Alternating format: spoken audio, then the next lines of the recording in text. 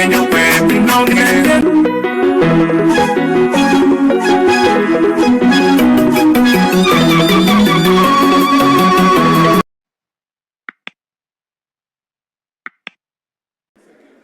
much.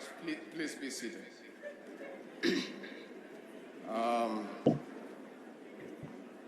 The Chair of the Council of Governors,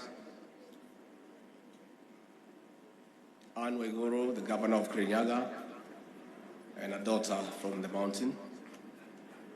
Excellencies Governors, Excellencies Deputy Governors,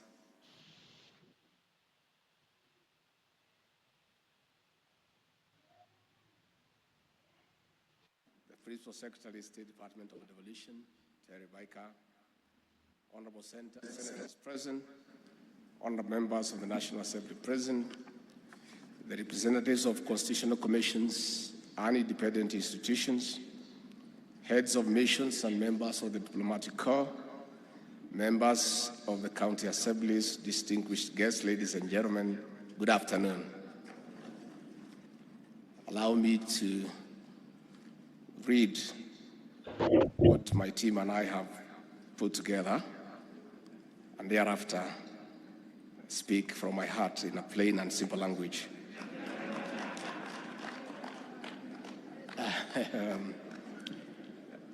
I join you for the 8th Devolution Conference and the first biennial conference as we celebrate a devolved but complementary system of governance. Over the last 4 days of this convening, which was opened by President William Ruto on Wednesday, we have appreciated the transformation of investing resources at the bottom of the socio-economic pyramid where they belong. As staunch believers in sparking grassroots economies, we have picked good practices and lessons for better, bolder and broader steps into the next decade of devolution. That is why the sub-theme, driving transformation from the local level, county governments as the center of economic development, is very apt. Governors, distinguished guests, at the start of our administration, President William Ruto was wrongly criticized for being purported to have scrubbed off the Ministry of Devolution. This was not the case. It was a case of elevating devolution to the presidency. And in less than 1 year into office, the president has shown commitment to delivering on the devolution dream because it is aligned to the bottom-up economic transformation agenda. We have no room for a failed devolution because it is the anchor of the Kenya Kwanza transformation agenda. We are keeping the promise. In our first year in office, the national government owes no county a penny. On the other hand, President William Ruto elevated devolution and placed it at the office of the Deputy President, and in this regard, devolution enjoys a direct ear to the presidency.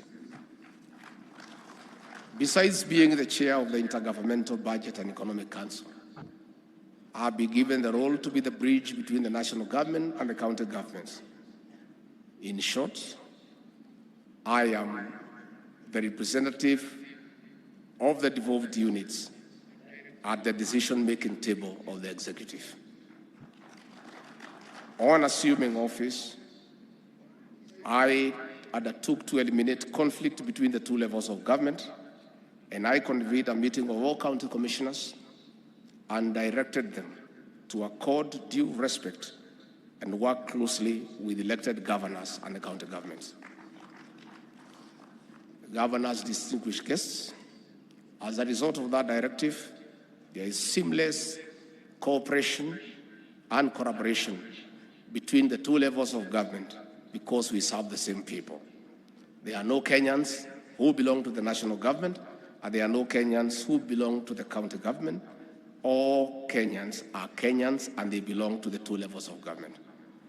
I have repeatedly cautioned the county commissioners and the security commanders that they must respect elected leaders, and they must find a way to work with elected leaders.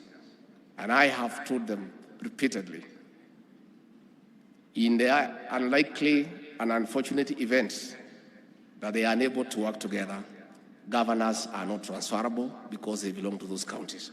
And if they cannot work together, one must give way. Our plan is not an accident. It is a carefully thought out framework.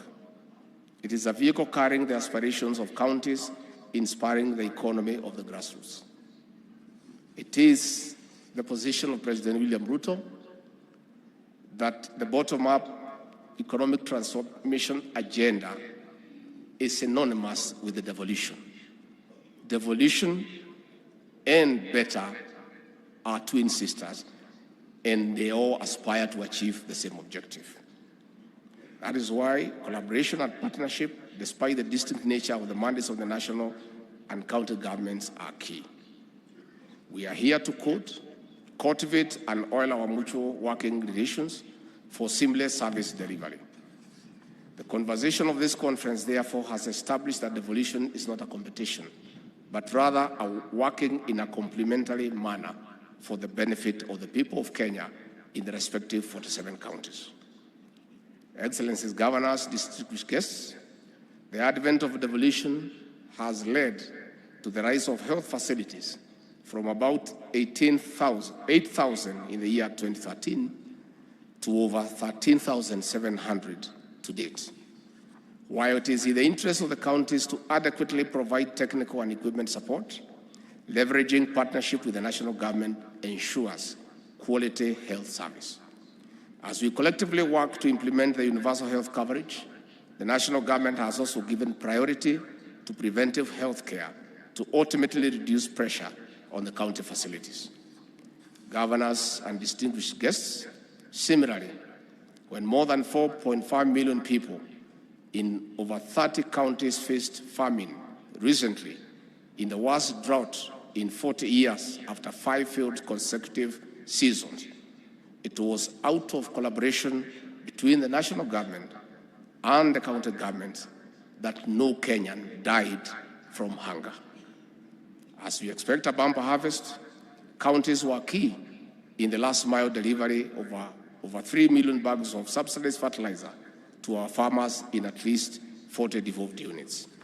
Such partnership has been crucial in our own illicit brews and drug abuse. We have held forums between the county governments and the national government to deal with this menace. Besides public reforms in the coffee, tea, dairy, and other key subsectors. As President William Ruto said on Wednesday in this very conference, I would like to ask counties to work with us in the registration of farmers and in delivery of phase 2 of the subsidized fertilizer distribution to the farmer. Excellencies, distinguished guests, from these examples, comparing notes between the national and county governments, it is important in strategic planning and execution of short-term, mid-term, and long-term measures. Long-term measures involve pragmatic approaches to addressing the perennial issues and rebuilding back better in resilience programs under the shared or common functions. Last month, President William Ruto tasked me to represent him at the UN Food System Summit in Rome, Italy. A lesson to pick from the summit was the importance of pooling resources and investing in establishment of structured, self-sustaining food systems. In the face of the climate change threat, which knows no national and county government functions, combined actions and investments in climate-smart agriculture will enhance the national food security and protect better the environment. With the inclusion of food trees in the equation of planting 15 billion trees by the year 2032, we move closer to addressing the negative effect and impact of climate change. While this conference has also listened to the voices of the children, it is also a moment to decide on establishing a long-term framework on the school meal program, with counties having hired over 51,000 ECD teachers. Sustaining growth in enrollment and retention is key. The current school meal program has reduced dropping out of school by 56.5%, while milk alone has increased enrollment by over 50%. Under the self-sustaining food system, the school meal program is a potential economic opportunity in inter-county trade.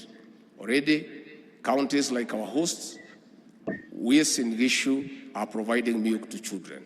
This is a source of market for the dairy farmers.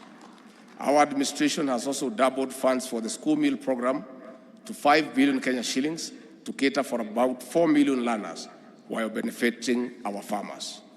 As more counties embrace the meal initiative, there is need for a formal framework to expand and extend and sustain the program, which touches on our farmers directly. This is the real bottom-up development plan, as it will allow counties exchange their products.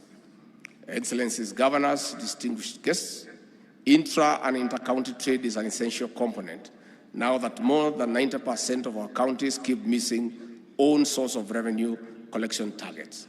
It is time to strategize and implement better plans of cooking a bigger cake for sharing. This is the ultimate answer to easing the revenue demands from the national government and reducing dependence. While we are empowering the counties to be economic powerhouses, we take note of the vulnerable groups of people amongst ourselves. They include orphans, the elderly, people living with disabilities, among others. They are at a risk of being left behind. The national government is rolling out another registration in September. We seek to partner with the counties in dignifying these special groups as conceived under the Inua Jamii program. We invite you to work with us in the registration process. On the other hand, the national government is working hard to securing our nation. As a result of our intervention, of telling our security teams that we are not in competition with the county government, a framework has been developed on how we can secure our people. I want to thank governors in the North Rift and Northern Kenya for agreeing to partner with the National Police Service in building houses for National Police Reserve and providing stipends as they work on dealing with insecurity and banditry. In building stronger security systems, we must continue to work together in ending terrorism, banditry, and other threats. Governors, distinguished guests, it is now my duty to declare the 8th Devolution Conference and the first biennial conference officially closed. Asanteni sana. Maybe niseme tu jambo moja. You know, in this country, I am known to speak the truth. And you know, many people have a problem with the truth. Many people. And this new Kenya, we are trying to get everybody to accept the truth as it is.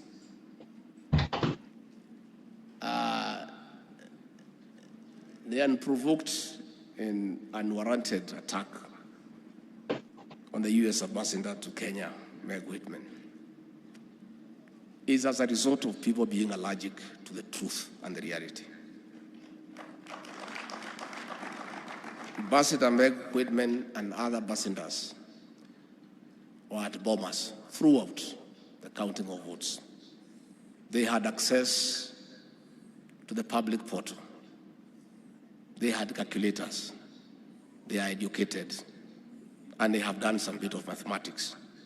They added the numbers, they observed, and were clear that the election was won fair and square, and it was open, democratic, and meets the best international standards. What the ambassador is saying is that is the truth. So she is being attacked and vilified by saying what everybody knows. I want to request leaders to accept the truth and the reality and move on. Life is not static. Life is dynamic. Today you are up, tomorrow you are down, and so on. Again, I want to request our leaders to exercise patriotism to their motherland. President William Ruto inherited a difficult situation I said in Kasarani on the inauguration day on the 13th of September last year, and some people thought I'm mischievous, and they thought probably I'm mannerless to say the truth in front of visitors. And I said the kind of economy we had inherited, and the coffers were empty, and in our stores even rats had disappeared because there was nothing to eat. And the president has embarked on a very difficult journey of the economic transformation of this great republic. Along the way, we have found good friends. Ambassador Meg Whitman, in a record time, has increased the volume of trade between Kenya and the United States, that as I speak today, the United States of America is Kenya's largest trading partner in the world. She has taken time to sit with the president, to sit with me, to sit with our cabinet ministers, to unlock business opportunities and to bring investors from America. What she deserves is commendation, not vilification for being truthful. I want to urge Ambassador Meg to ignore the noises and acclimatize to the Kenyan way of doing things. Perennial complaints year after year. She should stay focused and go on with her work. I want to say that we need also to be respectful to our development partners. You cannot speak in a public forum before national television and say that you have the capacity to recall an ambassador from the United States accredited to this country by the American government. It's simply being mischievous. As a private citizen, how would you recall an ambassador? You cannot even transfer an assistant chief in your locus application. You know, it's part of the denial syndrome. You know what was happening during the hardship regime? It's something that happened that nobody can comprehend. That cabinet ministers were being told to go and brief a private citizen on what is happening in government. Principal secretaries were being told to go and brief a private citizen on the workings of government. The CS National Treasury was being told to go and brief a private citizen about the budget. That is why that private citizen thinks he can recall the American ambassador to go back to the country. That situation is over. We have a government in place. Please just take up your rightful role and oversight the government, because that is your role. Again, I want to say that the hardship team, after destroying the economy of this country, gave President Ruto no chance, because they knew it was almost impossible to turn around the country. In a record 1 year, President William Ruto, through pragmatic leadership, continuous engagement, agreeing to be advised, having a very competent economic council, has done the unthinkable. In 1 year, the economy has shown signs of recovery, to the extent that for the first time in 7 years, all county governments were given their money before the closure of the financial year on June 30th. All members of parliament and the respective constituency development funds in the 290 constituencies were given all the allocation before the closure of the financial year on June 30th. So the people who had schemed to destroy the economy so that the next leader can fail are very envious. And that is why they are bitter, and that is why they are trying to portray our friends as bad people.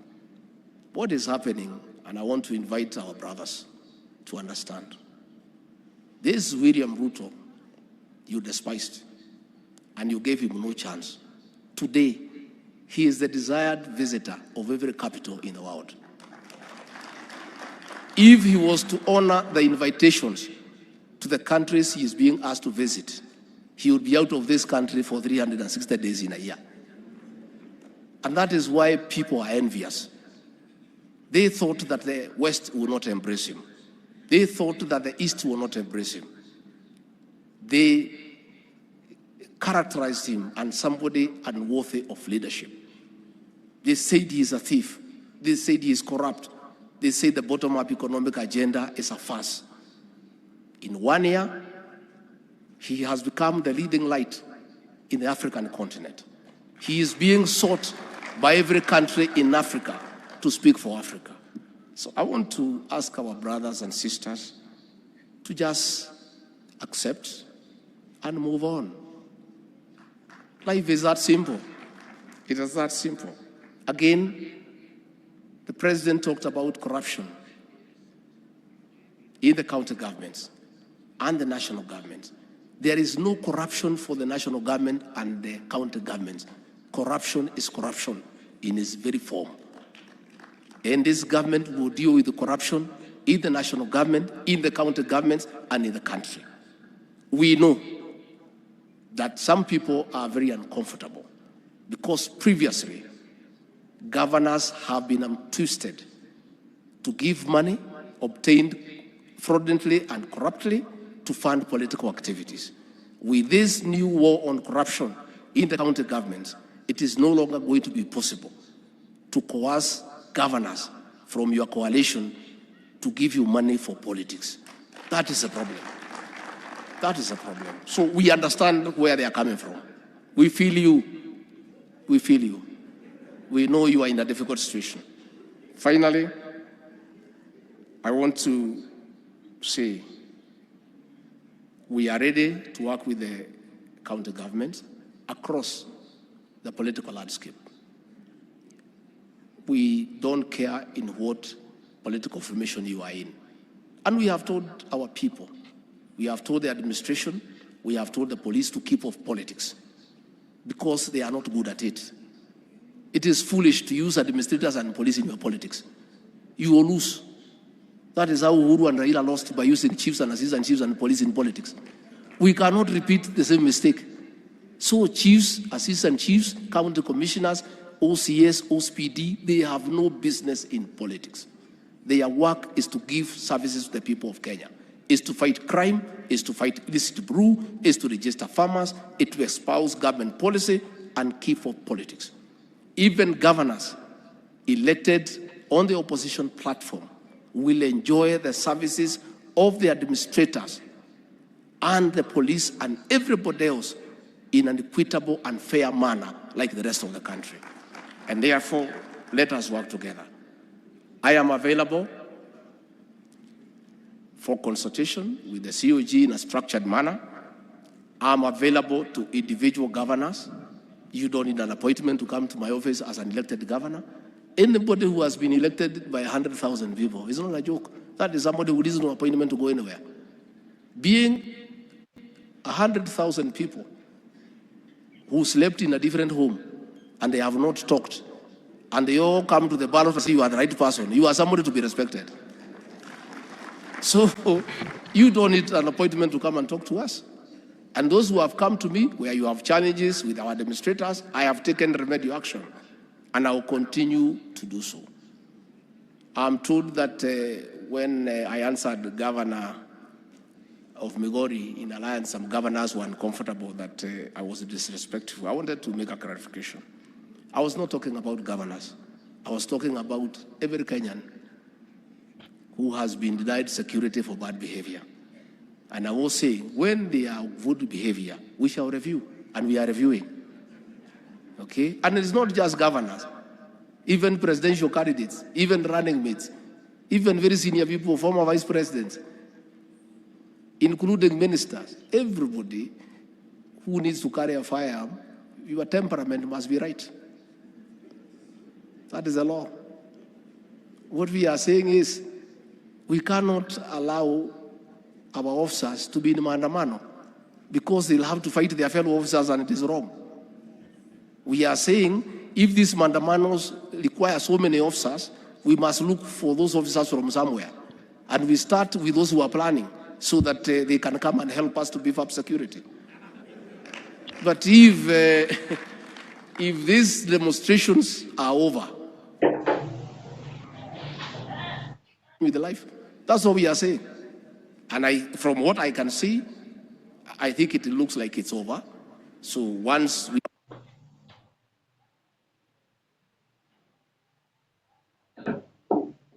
so that officers are dignified and governors are provided security so that they are able to carry out their work. We only had a problem when we had a shortage of officers and we needed more officers, and the people who were planning were having some of the officers.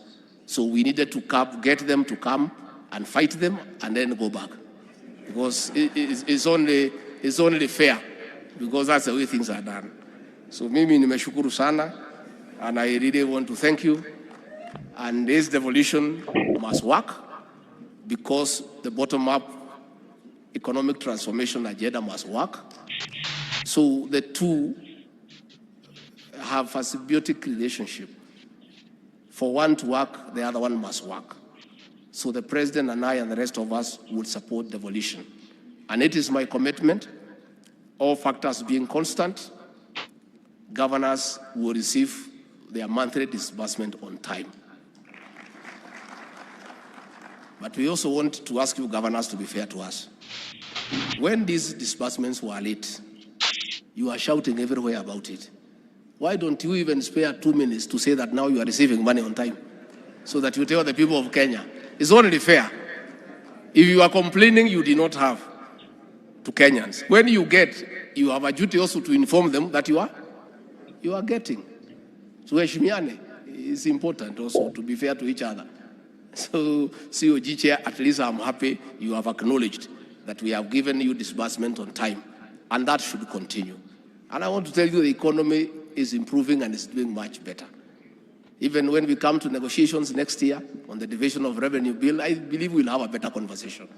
We'll have a better conversation. And when the economy improves, the governors, you are the first people to know, because wananchi will know, because they will feel the impact of an improved economy. And we have no desire to keep money away from you. We'll give you the money when we collect it.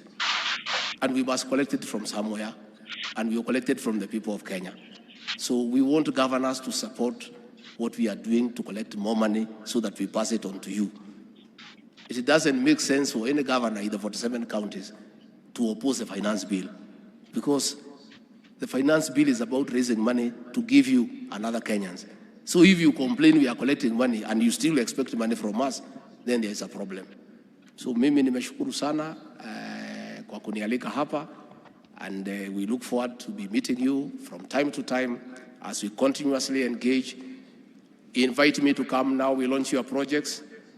That is the docket in my office. And as I said, there are no Kenyans for county governments, and there are no Kenyans for the national government. They are the same people. The same people who elected you as governors and senators are the same people who elected President William Ruto and I. We serve the same people. Let us work together, let us collaborate, let us cooperate for the benefit of the people of Kenya. With those very many remarks, asanteni sana, Mungu awabariki na wabariki sana.